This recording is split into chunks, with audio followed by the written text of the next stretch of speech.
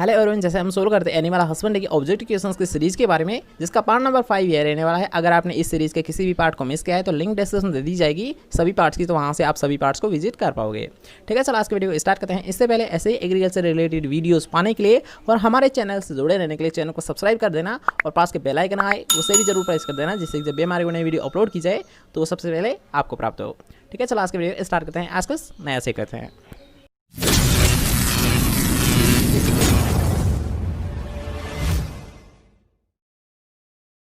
तो last video हमने solve कर लिए थे 120 क्वेश्चंस, लेकिन दोबारा से देख लेते हैं इन तीनों क्वेश्चंस को, क्योंकि ये तीनों ही एक दूसरे रिलेटेड क्वेश्चंस है।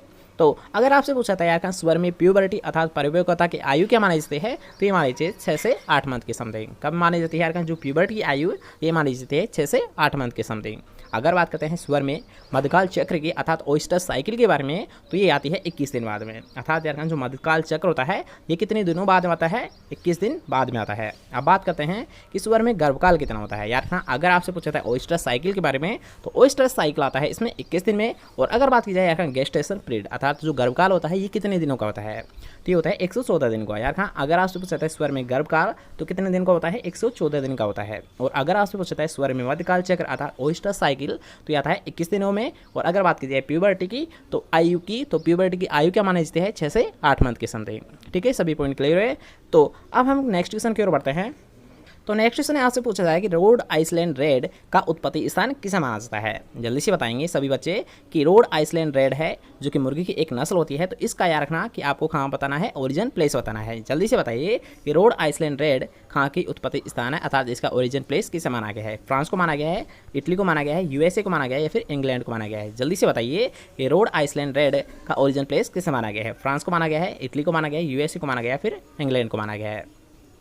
तो यार अगर आपसे कभी भी पूछा जाता है रोड आइसलैंड रेड के बारे में, तो क्या होती है याद है इसका ओरिजिन प्लेस माना गया है यूएसए अर्थात अमेरिका को माना गया है। किसे माना गया है, यूनाइटेड स्टेट ऑफ अमेरिका। किसे माना गया है, यूनाइटेड स्टेट ऑफ अमेरिका को माना गया है। ठीक है, और अगर बात करते हैं रोड आइसलैंड रेड का प्रयोग क्यों किया जाता है, तो यार इसका मुख्य उद्देश्य होता है दोनों। ठीक है, अंडे और मांस दोनों के लिए इसे पाला जाता है। ठीक है, अब बात करते हैं कि यहाँ पर नेक्स्ट क्वेश्चन है आपसे पूछा गया यूएसए में सबसे अधिक प्रचलित मुर्गी कौन सी है। तो यार यहाँ पर आपसे पूछा गया सबसे पॉपुलर जो मुर्गी की नस्ल है वो कौन सी होती है। प्लाईमाउथ रोक होती है, न्यू हैम्पशायर होती है, रोड आइसलैंड रेड होती है, फिर ब्रह्मा होती है। जल्दी से कमेंट करेंगे सभी। तो यूएसए में सबसे अधिक प्रचलित मुर्गी कौन सी है, जल्दी से बताइए, जल्दी से कमेंट करिए कि प्लाईमाउथ रोक को माना जाता है, न्यू हैम्पशायर को माना जाता है, रोड आइसलैंड रेड को माना जाता है या फिर ब्रह्मा को माना जाता है। तो यार अगर आपसे पूछा है सबसे प्रचलित की, ठीक है, सबसे पॉपुलर जो मुर्गी की ब्रीड अर्थात नस्ल होती है वो कौन सी होती है यार ये होती है प्लाईमाउथ रोग। अब यार यहाँ पर एक ध्यान देने ये बात ये है कि जो रोड आइसलैंड रेड होती है, ठीक है, रोड आइसलैंड रेड है, तो इसका भी ओरिजिन प्लेस किससे माना जाता है, यूएसए अर्थात यार यूनाइटेड स्टेट ऑफ अमेरिका को ही माना जाता है। लेकिन अगर बात की जाए प्लाईमाउथ रोग की, तो इसका भी ओरिजिन प्लेस किसे माना गया है, यूएसए को ही माना गया है। ठीक है, रोड आइसलैंड रेड और जो प्लाईमाउथ रोग होती है इन दोनों का ओरिजिन प्लेस अर्थात उत्पत्ति स्थान किसे माना गया है, अमेरिका को ही माना गया है। लेकिन यहाँ पर आपसे नेक्स्ट क्वेश्चन में आपसे पूछा गया है कि अधिक प्रचलित मुर्गी कौन सी है। तो यार सबसे जो पॉपुलर है मुर्गी की नस्ल वो किसे माना गया है, प्लाईमाउथ रोग को माना गया है। ठीक है, दोनों पॉइंट को विशेष ध्यान रखना क्योंकि दोनों ही पॉइंट एग्जाम में पूछे जा सकते हैं। ठीक है, नेक्स्ट क्वेश्चन की ओर बढ़ते हैं कि लेगहॉर्न क्या होती है अर्थात मेडिटेरियन क्लास की होती है, एस्टेटिक क्लास की होती है, इंग्लिश क्लास की होती है, फिर किसी की नहीं होती है। जल्दी से बताएंगे कि जो व्हाइट लेगहॉर्न होती है, ठीक है, व्हाइट लेगहॉर्न होती है, मेडिटेरियन क्लास की होती है, एशियाटिक क्लास की होती है, इंग्लिश क्लास की होती है, फिर इनमें से किसी की नहीं होती है। तो यार अगर आपसे पूछता है व्हाइट लेगहॉर्न के बारे में, तो ये मानी गई है मेडिटेरियन क्लास की। किसे माना गया है, मेडिटेरियन क्लास की मानी गई है। इसके साथ साथ यार जो लेगहॉर्न से मोस्ट इंपॉर्टेंट क्वेश्चन बनता है, तो सबसे पहले पूछा जाता है इसका ओरिजिनल प्लेस में किसे माना जाता है। ठीक है, जो व्हाइट लेगहॉर्न होती है WH अर्थात इसका सबसे पहले तो आपको पता होना चाहिए ओरिजिनल प्लेस, तो किसे माना गया है, इटली को माना गया है। और इससे नेक्स्ट क्वेश्चन बनता है कि सबसे ज़्यादा अंडे किसके द्वारा दिए जाते हैं। तो यार मुर्गी की ऐसी नस्ल जिसके द्वारा विश्व में, ठीक है, वर्ल्ड में सबसे ज़्यादा अंडे किसके द्वारा दिए जाते हैं, व्हाइट लेगहॉर्न के द्वारा ही दिए जाते हैं। और कितने दिए जाते हैं अगर संख्या पूछता है, तो यार 240 प्रति वर्ष। ठीक है, 240 अंडे प्रति वर्ष कौन सी दे देती है, व्हाइट लेगहॉर्न नस्ल के द्वारा दे दिए जाते हैं। ठीक है, सभी पॉइंट क्लियर हो। नेक्स्ट क्वेश्चन की ओर बढ़ते हैं। नेक्स्ट क्वेश्चन आपसे पूछा गया विश्व में सबसे अधिक अंडे देने वाले मुर्गी की कौन सी है, अर्थात कौन सी ऐसी नस्ल है जो कि विश्व में सबसे अधिक अंडे देती है। जैसे कि हमने अभी बताया था कि किसके द्वारा दिया जाता है, तो जल्दी से कमेंट करिए। न्यू हैम्पशायर के द्वारा, लेगहॉर्न के द्वारा, इंग्लिश क्लास के द्वारा या फिर रोड आइसलैंड रेड के द्वारा। जल्दी से बताएंगे कि वर्ल्ड में सबसे अधिक अंडे किस मुर्गी के द्वारा दिए जाता है। न्यू हैम्पशायर के द्वारा, लेगहॉर्न के द्वारा, इंग्लिश क्लास के द्वारा या फिर रोड आइसलैंड रेड के द्वारा। जल्दी से कमेंट करेंगे कि वर्ल्ड में सबसे अधिक अंडे किस मुर्गी के द्वारा दिए जाते हैं। तो किसके द्वारा दिया जाता है, WH अर्थात व्हाइट लेगहॉर्न के द्वारा, जिसका ओरिजिन प्लेस किस माना गया है, स्पेन यानी इटली को माना गया है। और कितने दिए जाते हैं इसके द्वारा अंडे, प्रतिवर्ष 240 अंडे। कितने दिए जाते हैं, 240 अंडे। ठीक है, नेक्स्ट क्वेश्चन की बात करते हैं कि क्रोप किसके समान होती है, पेट के समान होती है, गिजार्ड के समान होती है, छोटी आंत के समान होती है, फिर क्लोका के समान होती है। जल्दी से बताएंगे कि क्रोप किसके समान होती है, पेट के समान, गिजार्ड के समान, छोटी आंत के समान या फिर क्लोएका के समान। तो यार अगर आपसे पूछा है क्रोप के बारे में तो ये पेट के समान होती है। किसके समान होती है, पेट के समान होती है। ठीक है, नेक्स्ट क्वेश्चन की ओर बढ़ते हैं। तो नेक्स्ट क्वेश्चन आपसे पूछा जा रहा है कि मुर्गी के शरीर का सबसे बड़ा अंग कौन सा होता है। ठीक है, आपको बताना है सबसे बड़ा अंग कौन सा होता है मुर्गी के शरीर का। क्रोप होता है, गिजार्ड होता है, क्लोएका होता है या फिर डुओडेनम होता है। जल्दी से बताएंगे, क्रोप होता है, गिजार्ड होता है, क्लोएका होता है या फिर डुओडेनम होता है। जल्दी से कमेंट करिए कि मुर्गी के शरीर का सबसे बड़ा अंग किसे माना गया है। क्रोप को माना गया है, गिजार्ड को माना गया है, क्लोएका को माना गया है, फिर डुओडेनम को माना गया है। तो यार अगर आपसे पूछा है सबसे बड़े अंग के बारे में तो सबसे बड़ा अंग माना गया है गिजार्ड को। किसे माना गया है, गिजार्ड को माना गया है। ठीक है, नेक्स्ट क्वेश्चन की ओर बढ़ते हैं। तो नेक्स्ट क्वेश्चन है आपसे पूछा गया है कि मुर्गी के शरीर में सबसे बड़ी मांस ग्रंथि कौन सी होती है। सबसे बड़ी मांस ग्रंथि के बारे में यहाँ पर आपसे पूछा गया है। तो जल्दी से बताएंगे, गर्भाशय को माना जाता है, यकृत को माना जाता है, तिल्ली को माना जाता है या फिर अग्नाशय को माना जाता है। जल्दी से बताएंगे कि मुर्गी के शरीर की सबसे बड़ी मांस ग्रंथि किसे माना गया है। गर्भाशय को माना गया है, यकृत को माना गया है, तिल्ली को माना गया है, फिर अग्नाशय या पेंक्रियाज को माना गया है। ठीक है, जो अग्नाशय होता है इसी का सेकंड नाम क्या होता है, पेंक्रियाज होता है। तो जल्दी से बताइए सबसे बड़ी मांस ग्रंथि किसे माना गया है। तो यहाँ अगर आपसे क्वेश्चन पूछा जाता है कि मुर्गी के शरीर में सबसे बड़ी मांस ग्रंथि किसे माना गया है, तो ये माना गया है यकृत को। किसे माना गया है, यकृत मांस ग्रंथि को। ठीक है, क्वेश्चन क्लियर। और नेक्स्ट क्वेश्चन की ओर बढ़ते हैं कि मुर्गी में अंडा उत्पादन किस उम्र में शुरू हो जाता है। ठीक है, यानी अंडे कब से देने लगती है, किस एज से देने लगती है, ये आपको बताना है। तो जल्दी से कमेंट करिए कि 5.5 महीने में, 3.5 महीने में, 4 महीने में या फिर 6 महीने में। जल्दी से बताइए कि मुर्गी की एज कितनी हो जाए जब वो अंडा देने लग जाती है। जल्दी से बताइए, 5.5 महीने, 3.5 महीने, 4 महीने या फिर 6 महीने। जल्दी से कमेंट करेंगे सभी। तो यार अगर आपसे पूछा है अंडा उत्पादन के बारे में, तो अंडा उत्पादन जब यार मुर्गी की एज अर्थात मुर्गी की आयु कब हो जाती है, 5.5 या फिर 5 मंथ। ठीक है, जब मुर्गी की आयु 5 या 5.5 मंथ की हो जाती है तब वो क्या होती है, अंडे प्रोड्यूस करने लगती है। अर्थात इसका राइट आंसर फर्स्ट ऑप्शन रहेगा। ठीक है, नेक्स्ट क्वेश्चन की ओर बढ़ते हैं। उससे पहले यार एक मोस्ट इंपॉर्टेंट क्वेश्चन बताइए और इसको आपको विशेष ध्यान रखना है। तो यहाँ पर आपसे पूछा गया ब्रॉयलर की उम्र क्या होती है। ठीक है, ब्रॉयलर की उम्र के बारे में यहाँ पर आपसे पूछा गया है। तो सबसे पहले आपको ये पता होना चाहिए कि ब्रॉयलर, ठीक है, यहाँ पर एक वर्ड यूज़ किया गया है, इसका मतलब क्या होता है। तो उन मुर्गियों को यार जिन्हें मांस के लिए पाला जाता है, वे मुर्गियाँ जिन्हें यार मांस के लिए पाला जाता है उन्हें यार ब्रॉयलर के नाम से जाना जाता है। किस नाम से जाना जाता है, ब्रॉयलर के नाम से जाना जाता है। तो अब क्वेश्चन पर आइए, क्वेश्चन आपसे पूछा गया है कि जो ब्रॉयलर होती है तो उसकी उम्र क्या होती है, अर्थात किसको माना गया है, 8 से 12 सप्ताह को, 4 से 6 सप्ताह को, 10 से 12 सप्ताह को, 1 से 2 सप्ताह को। जल्दी से बताइए जो ब्रॉयलर है इसकी उम्र किसे मापा गया है, 8 से 12 सप्ताह को, 4 से 6 सप्ताह को, 10 से 12 सप्ताह को या फिर 1 से 2 सप्ताह को। जल्दी से कमेंट करेंगे सभी कि ब्रॉयलर की एज किसे माना गया है, 8 से 12 सप्ताह को, 4 से 6 सप्ताह को, 10 से 12 सप्ताह को या फिर 1 से 2 सप्ताह को। तो यार अगर आपसे पूछा जाता है ब्रॉयलर के बारे में अर्थात मांस के उत्पादन के बारे में तो किसे माना जाता है, 8 से 12 सप्ताह को। ठीक है, 8 से 12 सप्ताह को। और अगर बात की जाए 8 से 4, ठीक है, यहाँ पर 2 क्वेश्चन आपसे पूछे जा सकते हैं कि अगर याद रखना कि अगर 4 से 8 सप्ताह की पूछता है तब उसे माना जाता है रियरिंग। ठीक है, रियर मैनेजमेंट बोला जाता है। 4 से 8 सप्ताह है तो इसे बोला जाता है रियरिंग, जो भी उसे मैनेजमेंट अर्थात उससे पालन पोषण के लिए जो खाद्यान्न दिया जाता है तो उसे बोला जाता है रियरिंग। और अगर पूछा है मांस उत्पादन के लिए तो उसे बोला जाता है ब्रॉयलर। किस नाम से जाना जाता है, ब्रॉयलर के नाम से जाना जाता है, जिसकी एज होती है 8 से 12 सप्ताह और 4 से 8 के मध्य रियरिंग को रखा जाता है। ठीक है, सभी पॉइंट क्लियर है। नेक्स्ट क्वेश्चन की ओर बढ़ते हैं। तो नेक्स्ट क्वेश्चन है आपसे पूछा गया राजस्थान में भेड़ की सबसे अच्छी ऊन उत्पादक नस्ल किसे माना गया। यार क्वेश्चन को दोबारा से पढ़ लीजिए कि राजस्थान में भेड़ की सबसे अच्छी ऊन उत्पादक नस्ल किसे माना गया है, मगरा को माना गया है, सोनाड़ी को माना गया है, नाली को माना गया है, फिर चोकला को माना गया है। जल्दी से बताएंगे सभी बच्चे कि राजस्थान में भेड़ की सबसे अच्छी ऊन उत्पादक नस्ल कौन सी होती है, मगरा होती है, सोनाड़ी होती है, नाली होती है, फिर चोकला होती है। इस क्वेश्चन को हमने कई बार क्लियर कर लिया है यार। हाँ, ये भी एक मोस्ट इंपॉर्टेंट क्वेश्चन है, वेरी वेरी इंपॉर्टेंट क्वेश्चन है, कई बार आपसे एग्जाम में पूछा गया है। तो राजस्थान में भेड़ की सबसे अच्छी ऊन उत्पादक कौन सी नस्ल है? जल्दी से बताएंगे। मगरा होती है, सोनारी होती है, नाली होती है, फिर चोकला होती है। तो यार हाँ, अगर आपसे पूछा जाए राजस्थान के लिए तो सबसे बेस्ट मानी गई है चोकला। किसे माना गया है? चोकला को। जो कि यार हाँ, अगर पूछा है इसकी सबसे अच्छी ऊन होती है, इसलिए यार हाँ चोकला को एक और नाम दिया गया है, राजस्थान की मेरिनो बोला गया है। ठीक है, राजस्थान में सबसे अच्छी ऊन चोकला के द्वारा दी जाती है, इसलिए यार हाँ चोकला को एक और अन्य नाम से जाना जाता है, राजस्थान की मेरिनो। किस नाम से जाना जाता है? राजस्थान की मेरिनो। और क्यों बोला जाता है? क्योंकि यार हाँ जो वर्ल्ड की, ठीक है, सबसे जो वर्ल्ड अर्थात विश्व की सबसे अच्छी ऊन दी जाती है मेरिनो नस्ल के द्वारा। किसके द्वारा दी जाती है? मेरिनो नस्ल के द्वारा दी जाती है, इसलिए यार हाँ राजस्थान की जो मेरिनो बोला गया है, ये बोला गया है चोकला को। किसे बोला गया है? चोकला को बोला गया है। ठीक है, नेक्स्ट क्वेश्चन की ओर बढ़ते हैं कि भारत में सबसे ऊंची भेड़ की नस्ल किसे माना गया है? अर्थात टालेस्ट होती है, टाकेस्ट नहीं होती है, टालेस्ट होती है। तो भेड़ की नस्ल कौन सी होती है? जल्दी से बताएंगे। नेलोर होती है, डकनी होती है, सोनारी होती है, फिर नाली होती है। जल्दी से बताएंगे भारत में सबसे ऊंची भेड़ की नस्ल किसे माना गया है? नेलोरी को माना गया है, डकनी को माना गया है, सोनारी को माना गया है, फिर नाली को माना गया है।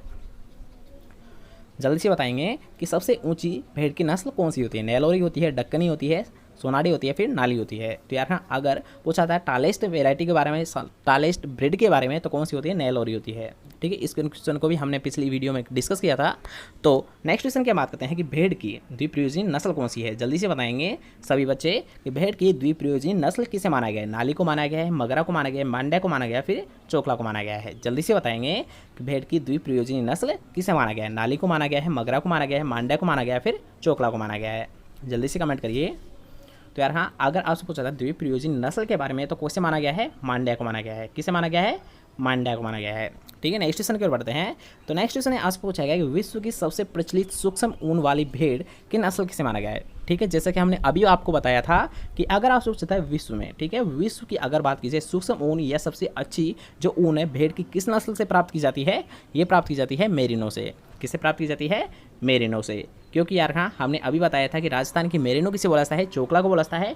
क्यों बोला जाता है? इसका रीज़न भी हमने बताया था, क्योंकि यार हाँ राजस्थान में जो सबसे फाइन क्वालिटी, ठीक है, अर्थात सबसे अच्छी ऊन किसके द्वारा प्रोड्यूस की जाती है? चोकला के द्वारा। इसलिए यार हाँ राजस्थान की मेरिनो किसे बोला जाता है? चोकला को। और अगर बात की जाए हाँ विश्व में सबसे सूक्ष्म ऊन या सबसे अच्छी जो ऊन प्रोड्यूस की जाती है, ये की जाती है मेरिनो नस्ल के द्वारा। और अगर बात करते हैं मेरिनो का जो ओरिजिन प्लेस कौन सा होता है, तो वो होता है स्पेन या फ्रांस। कौन सा होता है?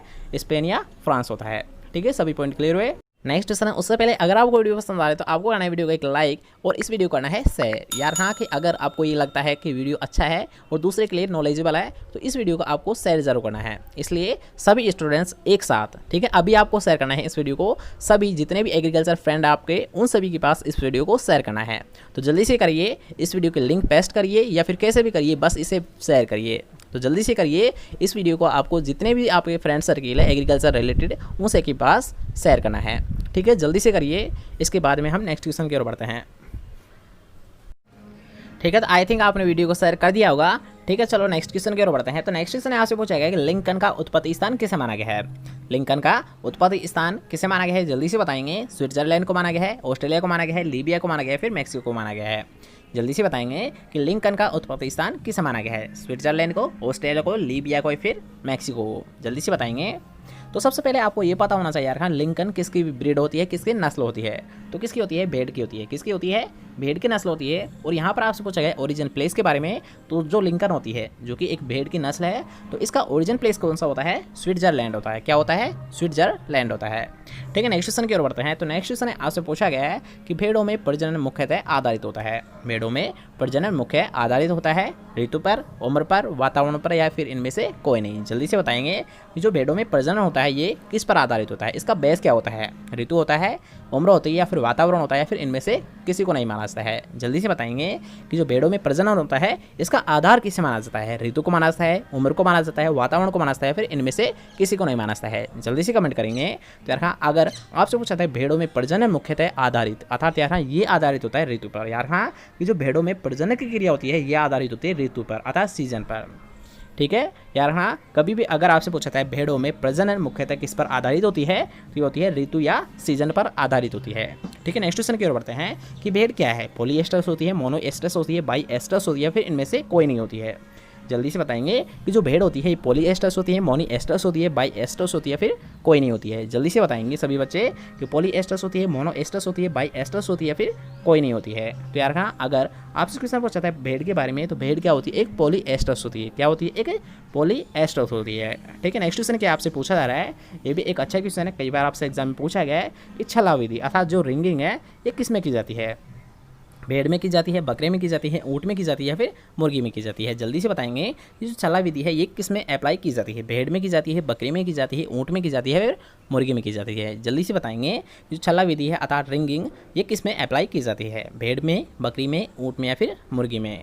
तो आपको पता होगा यार, हाँ ये मुख्यतः अप्लाई करते हैं या प्रचलित है मुर्गी में, क्योंकि आपने देखा होगा, सामान्यतः देख लिया होगा वैसे तो मुर्गी की लेग्स में, ठीक है, टांगों में एक छल्ला सा पहना दिया जाता है, इससे कि उनकी अलग से पहचान की जा सके। ठीक है, इन छल्लों को अलग नाम दिए जाते हैं, अलग अलग नंबर भी दिए जा सकते हैं, जिससे कि उनकी आसानी से पहचान की जा सके। ठीक है, ठीक है, तो आई थिंक आपने वीडियो को शेयर कर दिया होगा। ठीक है, चलो नेक्स्ट क्वेश्चन की ओर बढ़ते हैं। तो नेक्स्ट क्वेश्चन आपसे पूछा गया कि लिंकन का उत्पत्ति स्थान किसे माना गया है? लिंकन का उत्पत्ति स्थान किसे माना गया है? जल्दी से बताएंगे। स्विट्जरलैंड को माना गया है, ऑस्ट्रेलिया को माना गया है, लीबिया को माना गया है, फिर मैक्सिको को माना गया है? जल्दी से बताएंगे कि लिंकन का उत्पत्ति स्थान किसे माना गया है? स्विट्जरलैंड को, ऑस्ट्रेलिया को, लीबिया को, फिर मैक्सिको को? जल्दी से बताएंगे। तो सबसे पहले आपको ये पता होना चाहिए यार, हाँ लिंकन किसकी ब्रीड होती है, किसकी नस्ल होती है? तो किसकी होती है? भेड़ की होती है। किसकी होती है? भेड़ की नस्ल होती है। और यहाँ पर आपसे पूछा गया ओरिजिन प्लेस के बारे में, तो जो लिंकन होती है जो कि एक भेड़ की नस्ल है, तो इसका ओरिजिन प्लेस कौन सा होता है? स्विट्जरलैंड होता है। क्या होता है? स्विट्जरलैंड होता है। ठीक है, नेक्स्ट क्वेश्चन की ओर बढ़ते हैं। तो नेक्स्ट क्वेश्चन आपसे पूछा गया है कि भेड़ों में प्रजनन मुख्यतः आधारित होता है। भेड़ों में प्रजनन मुख्य आधारित होता है ऋतु पर, उम्र पर, वातावरण पर, या फिर इनमें से कोई नहीं? जल्दी से बताएंगे जो भेड़ों में प्रजनन होता है ये किस पर आधारित होता है? इसका बेस क्या होता है? ऋतु होता है, उम्र होती है, या फिर वातावरण होता है, या फिर इनमें से किसी को नहीं माना जाता है? जल्दी से बताएंगे कि जो भेड़ों में प्रजनन होता है इसका आधार किसे माना जाता है? ऋतु को माना जाता है, उम्र को माना जाता है, वातावरण को माना जाता है, फिर इनमें से किसी को नहीं माना जाता है? जल्दी से कमेंट करेंगे। तो यार हाँ, अगर आपसे पूछा था भेड़ों में प्रजनन मुख्यतः आधारित अर्थात यार हाँ ये आधारित होता है ऋतु पर। यार हाँ, कि जो भेड़ों में प्रजनन की क्रिया होती है ये आधारित होती है ऋतु पर अर्थात सीजन पर। ठीक है यार हाँ, कभी भी अगर आपसे पूछा है भेड़ों में प्रजनन मुख्यतः किस पर आधारित होती है, तो ये होती है ऋतु या सीजन पर आधारित होती है। ठीक है, नेक्स्ट क्वेश्चन की ओर बढ़ते हैं कि भेड़ क्या है? पॉलीएस्टर्स होती है, मोनोएस्टर्स होती है, बाईएस्टर्स होती है, फिर इनमें से कोई नहीं होती है? जल्दी से बताएंगे कि जो भेड़ होती है ये पॉलीएस्टर्स होती है, मोनोएस्टर्स होती है, बाईएस्टर्स होती है, फिर कोई नहीं होती है? जल्दी से बताएंगे सभी बच्चे कि पॉलीएस्टर्स होती है, मोनोएस्टर्स होती है, बाईएस्टर्स होती है, फिर कोई नहीं होती है? तो यार हाँ, अगर आपसे क्वेश्चन पूछा था भेड़ के बारे में, तो भेड़ क्या होती है? एक पॉलीएस्टर्स होती है। क्या होती है? एक पॉलीएस्टर्स होती है। ठीक है, नेक्स्ट क्वेश्चन क्या आपसे पूछा जा रहा है, ये भी एक अच्छा क्वेश्चन है, कई बार आपसे एग्जाम में पूछा गया है कि छला विधि अर्थात जो रिंगिंग है ये किस में की जाती है?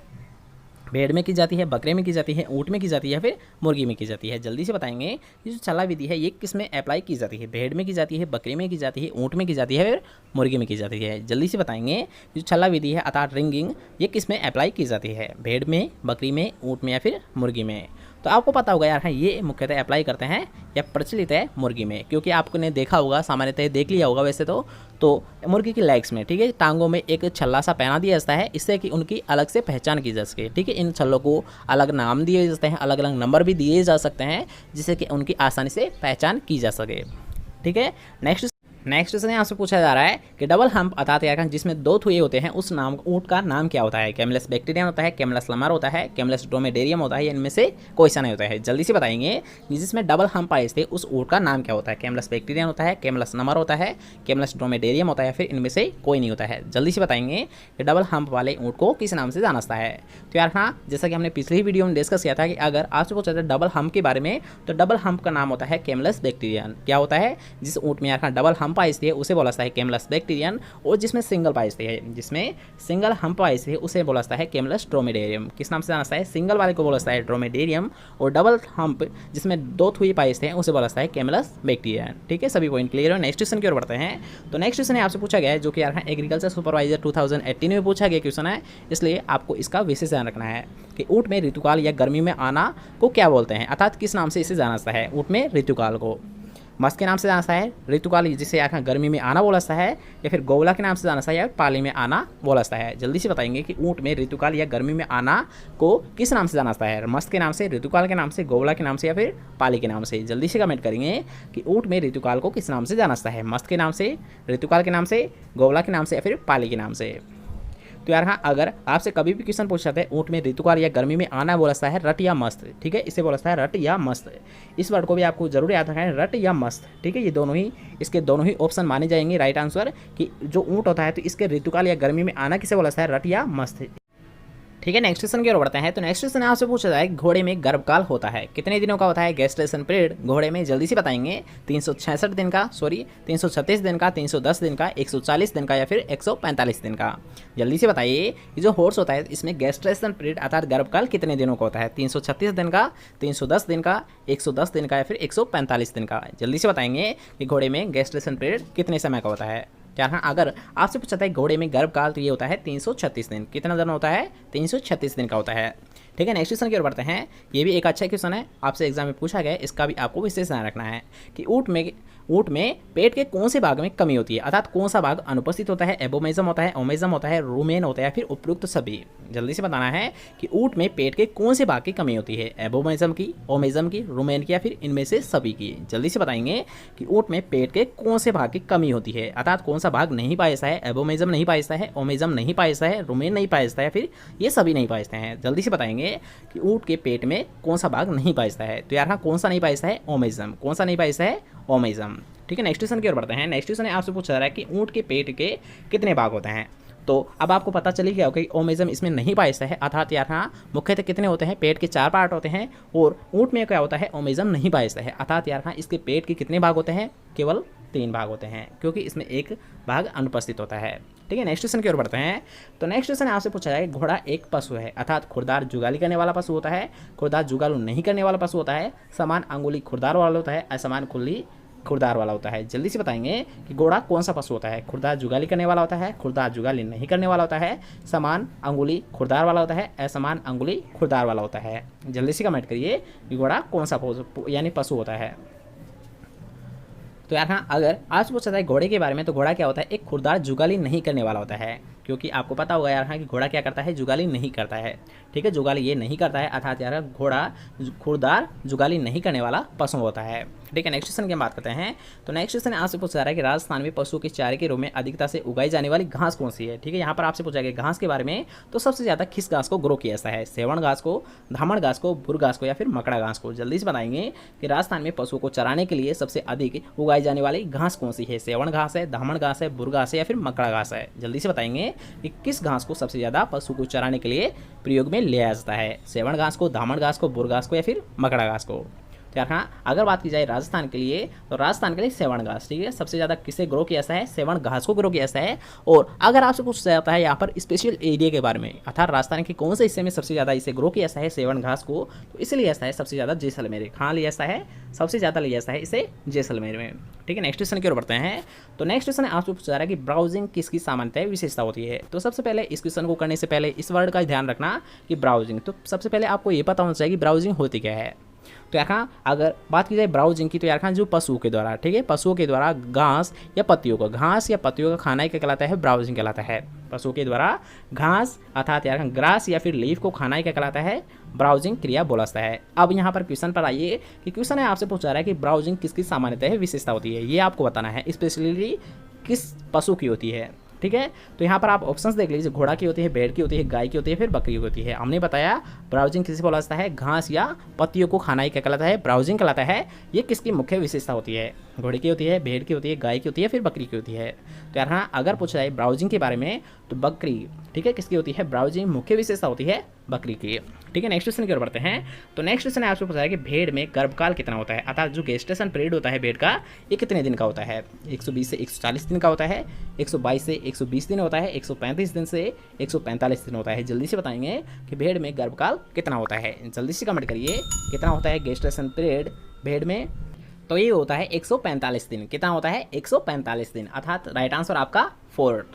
ठीक है, नेक्स्ट क्वेश्चन की ओर बढ़ते हैं। तो नेक्स्ट क्वेश्चन आपसे पूछा है कि मवेशियों का जीवन काल कितना होता है, अर्थात लाइफ साइकिल कितने दिनों की मानी जाती है, 10 से 15 वर्ष मानी जाती है, 15 से 20 साल मानी जाती है, 20 से 25 वर्ष मानी जाती है, फिर 25 से 30 साल मानी जाती है। जल्दी से बताएंगे कि जो पशु होते हैं अर्थात मवेशी होते हैं तो इनका जीवन काल कितना माना जाता है। मवेशी यार यहाँ पर वर्ड किया गया है केटल के लिए, ठीक है, केटल या मवेशी जिसे गाय के नाम से जाना जाता है, अर्थात यहाँ पर आपसे पूछा गया केटल अर्थात गाय की जीवन काल अर्थात लाइफ साइकिल कितनी होती है। जल्दी से बताएंगे कि गाय की जो जीवन काल होता है ये कितना होता है, 10 से 15 साल होती है, 15 से 20 साल होती है, 20 से 25 साल होती है, फिर 25 से 30 साल होती है। जल्दी से कमेंट करिए कैटल अर्थात गाय का जीवन काल कितना होता है। तो यार अगर आपसे पूछता है गाय के जीवन काल के बारे में तो कितना होता है 20 से 25 साल। कितना होता है 20 से 25 साल होता है। नेक्स्ट क्वेश्चन आपसे पूछ रहा है घोड़े का जीवन काल कितना होता है। तो यहाँ पर बताइए जो हॉर्स होता है इसकी लाइफ साइकिल कितने दिनों की होती है। 10 से 15 साल की होती है, 15 से 20 साल की होती है, 20 से 30 साल की होती है, फिर 30 से 40 साल की होती है। जल्दी से कमेंट करेंगे सभी बच्चे घोड़े का जीवन काल कितना होता है। 10 से 15 साल होती है, 15 से 20 साल होती है, 20 से 30 साल होती है, फिर 30 से 40 साल होती है। जल्दी से कमेंट करिए कितना माना गया है घोड़े का जीवन काल। तो ये माना गया है 20 से 30 साल। कितना माना गया है 20 से 30 साल माना गया है। ठीक है, नेक्स्ट क्वेश्चन की बात करते हैं कि ऋतु अनुसार बच्चा देने वाली कौन सी है। तो ये हमने अभी सोल्व किया था। तो जल्दी से कमेंट करिए कि ऋतु अनुसार बच्चे देने वाली जो क्रिया होती है ये किस में अप्लाई की जाती है, गाय में, भेड़ में, बकरी में या फिर भैंस में। जल्दी से बताइए कि ऋतु अनुसार अर्थात सीजन के अकॉर्डिंग बच्चा कौन देती है, गाय देती है, बकरी देती है, भैंस देती है, फिर भेड़ देती है। तो हमने अभी बताया था ये क्वेश्चन। तो जल्दी से कमेंट करिए ये क्वेश्चन आपका गलत नहीं होना चाहिए। ठीक है, ऋतु अनुसार बच्चे देने की क्रिया किस में पाई जाती है, गाय में पाई जाती है, भैंस में पाई जाती है, बकरी में पाई जाती है, फिर भेड़ में पाई जाती है। तो ये जो ये होती है याद रखना, ऋतु अनुसार जो बच्चा देने की क्रिया होती है ये अप्लाई करते हैं भेड़ में। ठीक है, भेड़ क्या होती है ऋतु अर्थात सीजन के अकॉर्डिंग बच्चे देने की क्रिया को अंजाम देती है। ठीक है, नेक्स्ट क्वेश्चन की ओर बढ़ते हैं। तो नेक्स्ट क्वेश्चन आपसे पूछा रहा है यार एक मोस्ट इंपॉर्टेंट क्वेश्चन है, कई बार आपसे एग्जाम में पूछा गया है CSRRI। तो इसकी फुल फॉर्म होती है central ship and wool research institute. क्या होती है इसकी फुल फॉर्म है central ship and wool research institute. अर्थात इसकी आप फुल फॉर्म ये भी देख लीजिए हिंदी में भी कि केंद्रीय भेड़ एवं ऊन अनुसंधान संस्थान कहाँ पर स्थित है। केंद्रीय भेड़ एवं ऊन अनुसंधान संस्थान central ship and wool research institute कहाँ पर स्थित है। तो पहले आप ऑप्शंस देख लीजिए, इसके अकॉर्डिंग आपको राइट आंसर बताना है। एक वेरी इंपॉर्टेंट क्वेश्चन याद रखना ये, तो इसका आपको विशेष ध्यान रखना है। तो ऑप्शन आपको दे रखे हैं CSRRI के कि ये कहाँ पर स्थित है। ठीक है, CSRRI अर्थात central ship and wool research institute कहाँ पर स्थित है। जल्दी से बताइए जयपुर में स्थित है, वाराणसी में स्थित है, अंबिकानगर में स्थित है या फिर नई दिल्ली में स्थित है। जल्दी से बताएंगे कि central ship and wool research institute कहाँ पर स्थित है, जयपुर में, वाराणसी में, अंबिकानगर में या फिर नई दिल्ली में। तो यहाँ अगर आपसे क्वेश्चन पूछा जाता है CSRRI से संबंधित है तो ये कहाँ पर स्थित है अंबिकानगर। और अंबिकानगर कहाँ पड़ता है टोंक में। कहाँ पर पड़ता है यार अंबिकानगर स्थित है टोंक में। और अंबिकानगर में यार central ship and wool research institute स्थित है। और टोंक कहाँ पर पड़ता है राजस्थान में। आपको पता ही होगा ये तो टोंक राजस्थान में स्थित है। ठीक है, नेक्स्ट क्वेश्चन की ओर बढ़ते हैं। तो नेक्स्ट क्वेश्चन आपसे पूछा रहा है कि याक। ठीक है, यहाँ पर आपसे क्वेश्चन पूछा गया कि याक की सबसे अधिक संख्या कहाँ पर पाई जाती है। भारत में पाई जाती है, USA में पाई जाती है, चीन में पाई जाती है, फिर ग्रीनलैंड में पाई जाती है। जल्दी से बताएंगे कि याक की सबसे अधिक संख्या कहाँ पर है, भारत में है, USA में है, चीन में है या फिर ग्रीनलैंड में है। जल्दी से कमेंट करेंगे कि याक की सबसे अधिक संख्या कहाँ पर है, भारत में है, USA में है, चीन में है या फिर ग्रीनलैंड में है। तो यार अगर आपसे पूछा था याक के संबंधित तो याक होता है सबसे ज़्यादा चाइना में। ठीक है, नेक्स्ट क्वेश्चन की ओर बढ़ते हैं। तो नेक्स्ट क्वेश्चन आपसे पूछा गया RBC अर्थात यार लाल रक्त कणिकाएं या कोशिकाओं का आकार क्या होता है। ठीक है, इनके आपको बतानी है साइज नहीं बल्कि शेप बतानी है, ये किस आकार की होती है। RBC रेड ब्लड कार्पल्स किस प्रकार की होती है, गोल होती है, बाइकॉनकेव होती है, दराती नुमा होती है या फिर आयताकार होती है। जल्दी से बताइए कि जो RBC होती है रेड ब्लड कार्पल्स होती है तो इसका आकार क्या होता है, गोल होती है, बाइकॉनकेव होती है, दराती नुमा होती है या फिर आयताकार होती है। जल्दी से कमेंट करेंगे सभी बच्चे कि RBC किस आकार की होती है, गोल होती है, बाइकॉनकेव होती है, दराती नुमा होती है या फिर आयताकार होती है। तो यार अगर आपसे क्वेश्चन पूछा था RBC से संबंधित है तो RBC किस प्रकार की होती है, बाइकॉनकेव होती है। ठीक है, इनका आकार क्या होता है, बाइकॉनकेवाकार होता है। ठीक है, क्वेश्चन क्लियर। और नेक्स्ट क्वेश्चन की ओर बढ़ते हैं। तो नेक्स्ट क्वेश्चन आपसे पूछा रहा है इम्यूनिटी अर्थात यार प्रतिरोधक क्षमता किसके द्वारा उत्पन्न होती है। जल्दी से बताएंगे कि लिम्फोसाइट्स के द्वारा, बेसोफिल्स के द्वारा, इओसिनोफिल्स के द्वारा या फिर इनके सभी के द्वारा। जल्दी से बताएंगे कि जो प्रतिरोधकता क्षमता पैदा होती है वो किसके द्वारा होती है, लिम्फोसाइट्स के द्वारा होती है, बेसोफिल्स के द्वारा होती है या फिर इओसिनोफिल्स के द्वारा या इन सभी के द्वारा होती है। जल्दी से बताएंगे कि इम्यूनिटी किसके द्वारा उत्पन्न होती है। जल्दी से कमेंट करिए किसके द्वारा इम्यूनिटी पैदा होती है, लिम्फोसाइट्स के द्वारा, बेसोफिल्स के द्वारा, इओनोसिफिल्स के द्वारा या फिर इन सभी के द्वारा। जल्दी से कमेंट करिए इम्यूनिटी किसके द्वारा उत्पन्न होती है। तो यार ना अगर आपसे क्वेश्चन पूछा था इम्यूनिटी के बारे में तो इम्यूनिटी उत्पन्न होती है लिम्फोसाइट्स के द्वारा। किसके द्वारा होती है, लिम्फोसाइट्स के द्वारा होती है। यार ना कि आपको ये क्वेश्चन याद तो होगा लेकिन आप ऑप्शंस के अकॉर्डिंग नहीं बता पाए। तो यार हाँ जो इम्यूनिटी पैदा होती है ये होती है WBC। ये तो आपको पता होगा WBC। तो यार हाँ जो व्हाइट ब्लड कार्पल्स होती है तो इसी का सेकेंड नाम क्या होता है, लिम्फोसाइट होता है। यार ना कि WBC को ही लिम्फोसाइट के नाम से जाना जाता है। और ये WBC क्या होती है, रोग प्रतिरोधक क्षमता पैदा करती है। क्या करती है WBC यार हाँ, रोग प्रतिरोधक क्षमता अर्थात इम्यूनिटी को उत्पन्न करती है।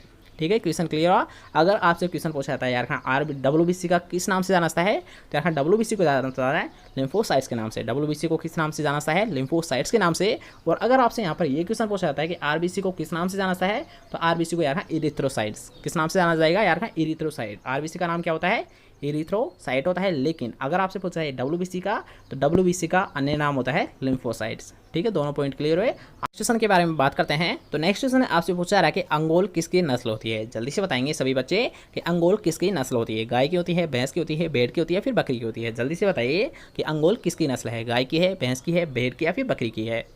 जल्दी से कमेंट करिए कि अंगोल किसकी नस्ल होती है, गाय की होती है, भैंस की होती है, भेड़ की होती है, फिर बकरी की होती है। तो यार अगर आपसे कभी भी पूछा था अंगोल नस्ल के बारे में, तो किसकी होती है, गाय की होती है। किसकी होती है, गाय की होती है, जिसे यार नेल्लोर के नाम से जाना जाता है। ठीक है, अंगोल का सेकंड नाम क्या होता है, नेल्लोर। ठीक है, अंगोल नस्ल को नेल्लोर के नाम से जाना जाता है, जो कि किसकी नस्ल होती है, गाय की नस्ल होती है।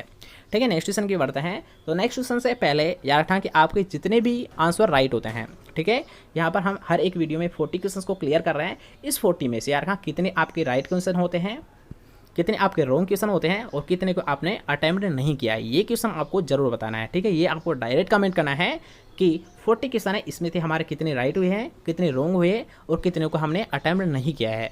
तो ये तीनों, ठीक है, आपको डायरेक्ट कमेंट करना है, लाइव टेस्ट में ना करके आपको डायरेक्ट कमेंट करना है वीडियो के सेक्शन में। तो वहाँ पर डायरेक्ट कमेंट करोगे कि राइट हमारे ये हुए, रॉन्ग हमारे ये होते हैं और अनअटेम्प्ट हमने ये किए। ठीक है, इन तीनों को आपको जरूर फिल करना है कमेंट सेक्शन में। ठीक है, नेक्स्ट क्वेश्चन आपसे पूछा जा रहा है कि मवेशी की मुख्यतः हालिया गाड़ी में चलाने योग्य नस्ल कौन सी मानी गई है। जल्दी से बताइए कि मवेशी की मुख्यतः हालिया गाड़ी चलाने योग्य नस्ल कौन सी है। गिर है, साहिवाल है, अमृत महल है या फिर कांकरेज है। जल्दी से बताइए कि मवेशी की मुख्यतः हालिया गाड़ी में चलाने योग्य नस्ल कौन सी मानी गई है, अर्थात कृषि कार्य के लिए सबसे बेस्ट नस्ल किसे माना गया है। गिर को माना गया है, साहिवाल को माना गया है, फिर अमृत महल को माना गया या कांकरेज को माना गया है। जल्दी से बताएंगे किसे माना गया है कृषि कार्य के लिए सबसे बेस्ट। गिर को माना गया है, साहिवाल को माना गया है, अमृत महल को माना गया है, फिर कांकरेज को माना गया है। तो यार इस क्वेश्चन का राइट आंसर है अमृत महल, अर्थात यार हालिया गाड़ी में चलाने योग्य नस्ल कौन सी है, अमृत महल है। ठीक है, नेक्स्ट क्वेश्चन की ओर बढ़ते हैं। तो नेक्स्ट क्वेश्चन आपसे बता रहा है कि सीरी नस्ल मुख्यतः कहाँ पर पाई जाती है। सीरी नस्ल मुख्यतः कहाँ पर पाई जाती है, दार्जिलिंग में पाई जाती है, राजस्थान में पाई जाती है, जम्मू कश्मीर में पाई जाती है, फिर आंध्र प्रदेश में पाई जाती है। जल्दी से बताएंगे कि सीरी नस्ल मुख्यतः कहाँ पर पाई जाती है, दार्जिलिंग में, राजस्थान में, जम्मू कश्मीर में या फिर आंध्र प्रदेश में। जल्दी से बताइए कि कहाँ पर होती है, तो ये होती है दार्जिलिंग में। ठीक है, जो सीरी नस्ल है ये मुख्यतः दार्जिलिंग में पाई जाती है। ठीक है, नेक्स्ट क्वेश्चन की ओर बढ़ते हैं। तो नेक्स्ट क्वेश्चन आपसे पूछा रहा है कि गर्मी सहन करने की क्षमता, गर्मी सहन करने की क्षमता तंत्र किस में पाया जाता है। बकरी में पाया जाता है, भैंस में पाया जाता है, गाय में पाया जाता है, फिर मछली में पाया जाता है। जल्दी से बताएंगे कि गर्मी सहन करने की क्षमता तंत्र किस में पाया जाता है, किस में विकसित होता है। बकरी में होता है, भैंस में होता है, गाय में होता है या फिर मछली में होता है। जल्दी से बताइए गर्मी सहन करने की क्षमता तंत्र किस में पाया जाता है। तो ये पाया जाता है भैंस में। किस में पाया जाता है, भैंस में पाया जाता है। ठीक है, नेक्स्ट क्वेश्चन की ओर बढ़ते हैं कि भैंस के मांस में सफ़ेद वसा किस रोग में पाई जाती है। कैरोटीन का विटामिन ए में परिवर्तित होकर लाल रक्त कणिकाओं के रूप में। तो यार इस क्वेश्चन को आप डायरेक्ट समझ लीजिए कि अगर आपसे पूछता है भैंस के मांस में सफ़ेद वसा किस रोग में होती है, तो ये होती है विटामिन, अर्थात यार कैरोटीन का विटामिन ए में परिवर्तित होकर किस रोग में पाई जाएगी, कैरोटीन का विटामिन ए में परिवर्तित होकर सफ़ेद वसा पाई जाती है। ठीक है, क्वेश्चन क्लियर। और नेक्स्ट क्वेश्चन की ओर बढ़ते हैं जो कि आज का हमारा लास्ट क्वेश्चन रहने वाला है। नेक्स्ट क्वेश्चन है जो कि आज के लिए आपके लिए छोड़ा जाता है, इसका कमेंट आपको डायरेक्ट करना है। ठीक है, नेक्स्ट क्वेश्चन है जो कि आज का लास्ट क्वेश्चन है। 16 नंबर का क्वेश्चन है आपका कि दूध का अपेक्षित घनत्व कितना होता है। दूध का अपेक्षित घनत्व आपको डायरेक्ट कमेंट के बताना है। जल्दी से बताएंगे कि दूध का अपेक्षित घनत्व कितना होता है, डायरेक्ट कमेंट करिए, हमें इसका राइट आंसर चाहिए। इसका राइट आंसर आपको नेक्स्ट वीडियो में दे दिया जाएगा। ठीक है, तो आज के लिए बस नहीं, कैसा लगा आज का वीडियो कमेंट करके जरूर बताइए। और अगर आपको वीडियो पसंद आया हो तो आपको नए वीडियो को एक लाइक, इस वीडियो को कर दीजिए ज़्यादा से ज़्यादा शेयर, और चैनल को अभी तक सब्सक्राइब नहीं किया है तो चैनल को लीजिए सब्सक्राइब। मिलते हैं कोई नेक्स्ट इंपॉर्टेंट ऑफिसर, लीजिए जय हिंद, जय भारत, बाय बाय, टेक।